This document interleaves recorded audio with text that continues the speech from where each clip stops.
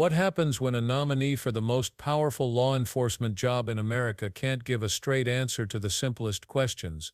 In a tense Senate hearing, Senator Mazie Hirono pressed Pam Bondi on everything from her loyalty to Donald Trump to the very foundation of American democracy, and Bondi's answers, or lack of them, stunned the room.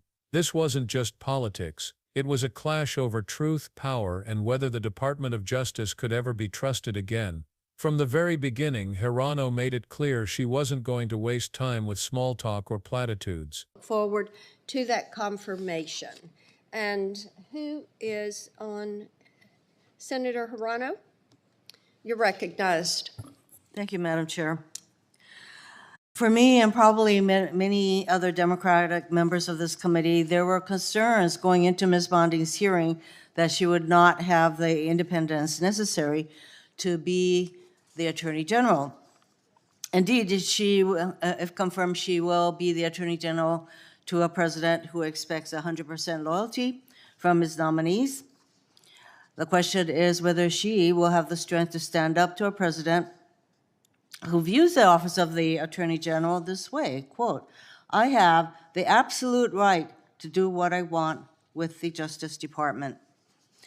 Unfortunately, Ms. Bondi's answers to questions did not convince me that she will be independent. For example, I asked her if she agreed with the president's characterization of January 6 felons as hostages and patriots. She refused to answer. Meanwhile, the president, we know, has pardoned all of these violent felons. I asked her in writing how she would resolve a conflict between a request from President Trump and her duty to the Constitution. She provided no response and left the answer blank. This refusal to even try to answer the question told me a lot. We have already seen in the 9 days since he took office that President Trump has little regard for the law. He issued a blatantly unconstitutional order on birthright citizenship. He has ignored statutory protections by purporting to fire inspectors general and agency board members. And he put an illegal hold on billions in federal funds and grants to states and local governments that provide support for our families, children, and seniors. We need an attorney general who will tell him when his actions would break the law. Ms. Bondi will not be that person, so I cannot support her nomination. Thank you, Mr. Chair. Thank you, Mr. Chairman. She asked Bondi the kind of basic integrity questions that set the tone for the entire exchange. Had she ever committed harassment or faced any discipline for misconduct? Bondi said no, but the real test wasn't in her personal record. It was in whether she could demonstrate the independence needed for the Attorney General's office. Hirono explained that she judged nominees on two things: their qualifications and their fitness to serve, which meant loyalty to the Constitution over loyalty to the president. It was an ominous prelude because many of Trump's nominees had already failed one or both of those tests. That led to one of the most telling moments of the entire hearing. Hirono looked straight at Bondi and asked her to say who won the 2020 presidential election. It should have been the easiest question in the world, a simple acknowledgement of reality. But Bondi struggled. She said Joe Biden is the President of the United States, but when pressed she couldn't quite bring herself to say Joe Biden won. Hirono pounced, pointing out the difference between recognizing a title and stating the truth. That hesitation exposed everything. On the surface it looked like a cautious answer, but underneath it revealed the dilemma that has haunted Trump-era Republicans: alienate Trump's base by admitting the truth, or erode public trust by dodging it. Bondi's careful phrasing left her stuck in the middle, vulnerable to critics who say she lacks the backbone for independent judgment. And Hirono wasn't finished. She pivoted to the January 6 attack on the Capitol, quoting Trump's own words in which he described convicted rioters as hostages and patriots. Would Bondi endorse that characterization? She claimed she wasn't familiar with the statement, a response that raised more eyebrows than it settled. Here was a nominee for the top law enforcement job in the country, dodging a question about one of the most infamous days in modern American history. It wasn't just avoidance. It was a refusal to draw a moral line. In that moment, Hirono highlighted a fundamental question: could Bondi ever stand up to Trump's rhetoric, or would she always find a way to sidestep?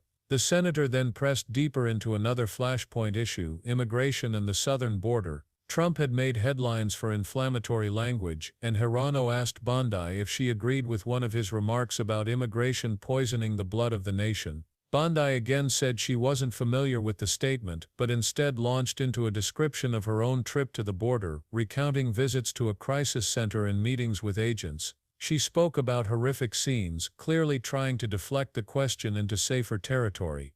But Hirono cut her off. She wasn't interested in campaign-style anecdotes. She wanted to know if Bondi would reject dehumanizing rhetoric or excuse it. The contrast was striking, Hirono grounding her challenge in lived experience and facts, while Bondi reached for broad talking points that danced around the heart of the matter. Then came the question that looms over every attorney general nominee in the Trump era: independence. Hirono reminded the room that Trump himself had said the Department of Justice was his law firm, and that he had the absolute right to do what he wanted with it. Would Bondi, if confirmed, protect the DOJ's independence and resist presidential pressure to investigate Trump's enemies?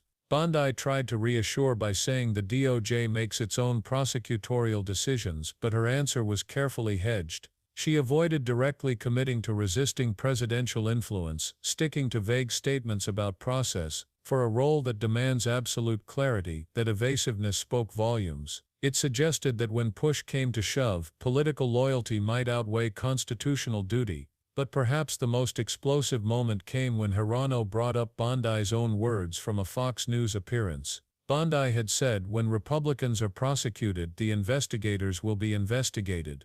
Hirono seized on that line, asking if that meant Jack Smith, the special counsel investigating Trump, would be targeted under her leadership. She asked about Liz Cheney, about Merrick Garland. Bondi refused to commit, insisting no one had been prejudged. Yet the damage was already done. The fact that Hirono even had to ask underscored the danger of a politicized Justice Department, one where prosecutions could be answered with counter-prosecutions. And Bondi's reluctance to denounce that idea left her looking less like an independent nominee and more like a potential enforcer in Trump's personal vendetta. As the questioning wore on, the pattern became unmistakable. On the 2020 election, Bondi hedged. On January 6 she deflected. On immigration she dodged. On DOJ independence she softened. And on threats against investigators she refused to draw a line. Each answer, lawyered within an inch of its life, seemed designed to avoid offending Trump or his allies. But in doing so, Bondi exposed the very weakness Hirono was testing for: the inability to stand firm in the face of political pressure.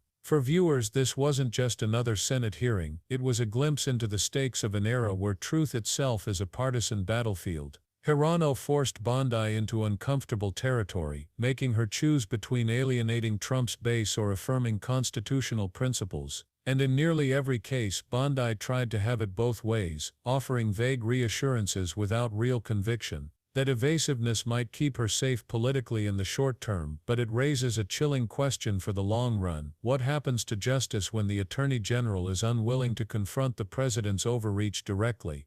Hirono's approach was relentless because the stakes demanded it. She wasn't just asking questions for the record, she was exposing a fault line at the heart of American democracy. If the Department of Justice bends to the will of a single man, then the idea of impartial justice collapses. By pressing Bondi on statements, allegiances, and moral clarity, Hirono wasn't only vetting a nominee, she was sounding an alarm about the fragility of constitutional independence in an era defined by loyalty tests. Bondi's performance may have reassured Trump loyalists who prize allegiance above all else, but to anyone who values independence, it raised doubts that cannot easily be dismissed. Can the country trust its top prosecutor to defend the law without fear or favor when her answers suggest hesitation at every turn? That is the uncomfortable legacy of this hearing, and the reason why Hirono's questioning has already become a flashpoint in the debate over the future of the Justice Department. The tension between law and loyalty is not an abstract issue, it's the central question that will shape how justice is applied in the years to come. And in that Senate hearing, Mazie Hirono stripped away the protective language and forced Pam Bondi to reveal, through hesitation and evasion, just how fragile that balance really is.